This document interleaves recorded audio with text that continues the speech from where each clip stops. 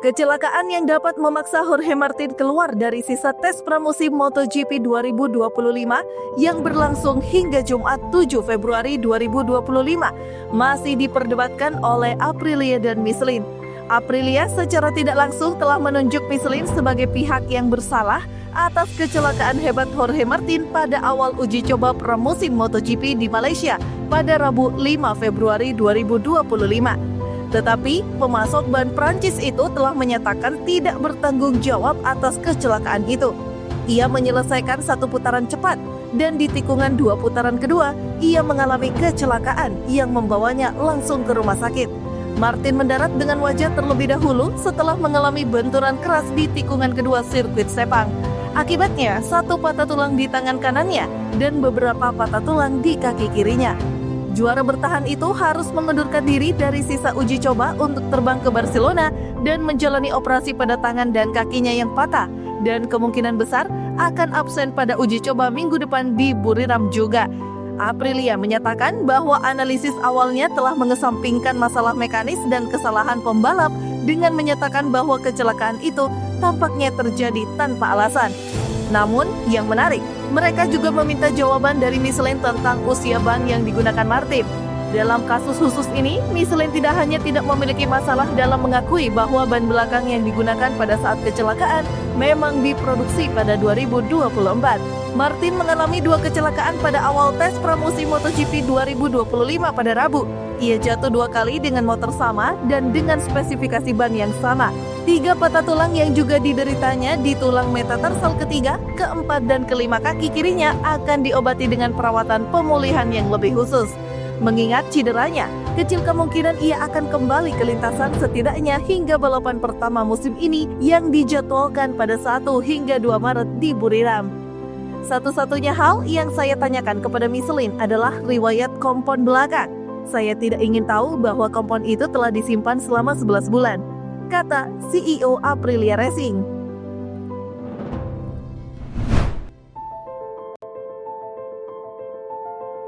Pembalap Monster Energy Yamaha Fabio Quartararo merasa sangat gembira menjadi yang paling cepat saat memacu M1 mengungguli Marc Marquez dan Francesco Bagnaia pada hari pertama hasil tes pramusim MotoGP 2025. Awal impresif dicatatkan Quartararo saat mengawali tes pramusim MotoGP 2025 yang berlangsung hari Rabu.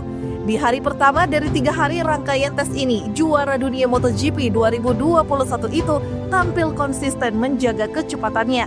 Top speed El Diablo mencapai 338 km per jam, menyaingi para pembalap Ducati yang menggunakan Desmo Cdc GP24 atau GP25.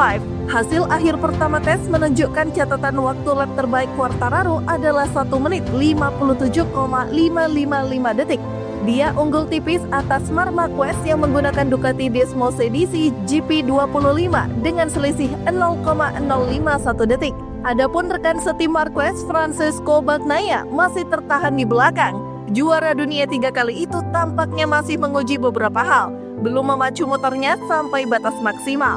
Usut punya usut, Yamaha YZR M1 yang digunakan pada tes pramusim di Sepang kali ini telah mengalami beberapa modifikasi, terutama di bagian sasis dan aerodinamika. Menurut Quartararo, faktor itu yang menjadi penyebab dia merasa sangat nyaman dan bisa melaju kencang memaksimalkan potensinya. Selain dari hal teknis, faktor lain yang berperan hari ini adalah tanda khusus dari tim Monster Energy Yamaha yang tertuang pada dashboard, di mana Yamaha memasang kalimat smooth demi menjaga agresivitas Quartararo. Kami memasang smooth di dashboard saya. Itu membantu saya mengingat agar tidak mencoba terlalu agresif karena naluri saya selalu mengatakan untuk menggigit sekeras-kerasnya. Namun faktanya, kita seringkali lebih cepat saat merasa lambat. Mengemudi dengan bersih atau tanpa kesalahan itu sangat penting, dan itu berhasil dengan sangat baik hari ini, kata Quartararo. Quartararo menemukan perasaan terbaiknya, mampu melaju dengan cepat meski telah melakukan beberapa tes dengan M1 baru. Motor yang di Sepang telah mendapatkan beberapa pembaruan.